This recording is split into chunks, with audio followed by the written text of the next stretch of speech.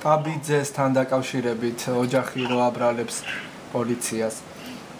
რამე ანუ პოლიციამ აიყვანაო ღამით ეს ბიჭი მირბოდა ნასვამი იყო, შემდეგ ცემეს და დააგდესო ისევ იმ ადგილასო. ანუ სოფელი ოდიშია, ზუგდიდის მუნიციპალიტეტის სოფელია. არა, მაგრამ საქმე ის არის, რომ შემდეგ პოლიციაში აღმოჩნდა ამ ბიჭის საბუთები და პირადი ნივთები.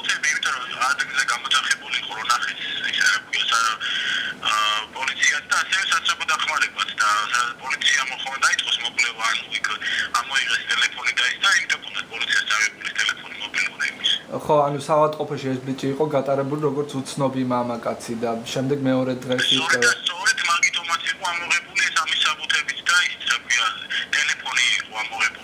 და ბატონო ზურაბ ასევე ამ ოჯახს უნდოდა რომ მიცვალებული პოლიციასთან დაესვენებინა პროტესტის ნიშნად და შემდეგ მათთან მოვიდა სამმართველოს უფროსი ლევან ქირია და დააშინეს ოჯახი თუ დაასვენებთო, დაგაჯარიმებთო იმ ახალგაზრდებს ვინც იქნებაო და ასევე იყო საუბარი რომ ძღოლი ვინც იქნებოდა მასაც ჯარიმებს გამოუწევდნენ.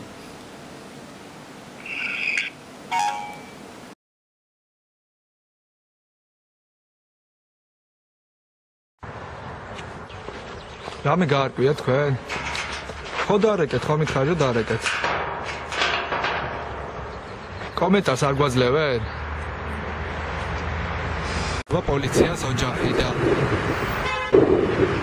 კაბიძის მკვლელობას ედავება პოლიციას ოჯახი. კომენტარი გააკეთეთ. ინფორმაციას ოჯახი ამბობს რომ პოლიცია მოკლაო.